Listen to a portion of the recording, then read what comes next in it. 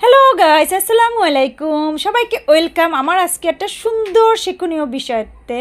এই যে দেখুন, মুরগির ডিম দিয়ে মুরগির জন্য কিভাবে আমি মুরগির ভিটামিন ক্যালসিয়াম একটি খাদ্য তৈরি করলাম, সেই ব্লগটি আপনাদের কাছে হাজির করলাম।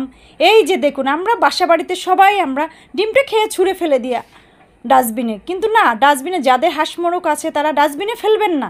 এই যে শিখে নিন, এভাবে ভালো মতন আমরা জমিয়ে এভাবে রেখে দিয়ে তারপর ভালো মতন ঝাঁপিতে ধুয়ে নিয়ে এভাবে হালকা গরম পানিতে, এই যে আমি রান্নার শেষে হালকা গরম এটা একটা দুটো ব্লক আসলেই আমি নামিয়ে ফেলবো। এই যে দেখুন, আমি চেপে চেপে চেপে চেপে ডেক্সিতে আমি দিয়ে দিচ্ছি। এরপর আমি ঢাকনা দিয়ে ঢেকে দেব। 2-3টা ব্লক আসলে এটা আবার আমি ঝাঁপিতে ছেঁকে নিব। এই যে দেখুন, আমার ডিমটা হালকা সেদ্ধ হয়ে গেছে, কারণ এটার যে একটা আবরণ থাকে ওটা সেদ্ধ করে ফেলে দিতে হবে।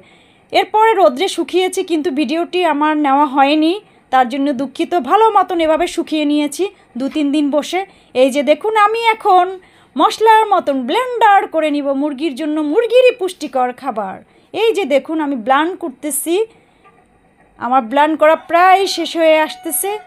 এই যেভাবে করে সবগুলো ব্লেন্ড করে, এই যে দেখুন মাশাআল্লাহ কি সুন্দর শুকনো একদম পাউডারের মতন হয়েছে।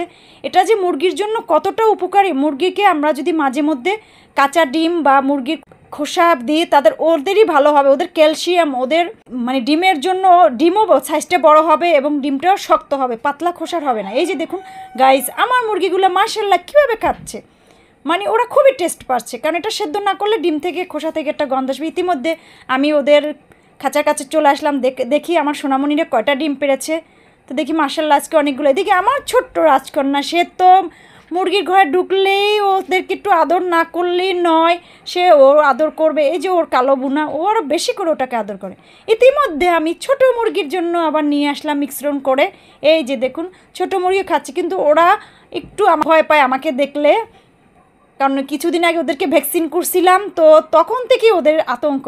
তো গাইস, আমার ভিডিওটি যদি আপনাদের একটু পরিমাণও ভালো লাগে, প্লিজ লাইক কমেন্ট শেয়ার করবেন। সবাইকে আল্লাহ হাফিজ।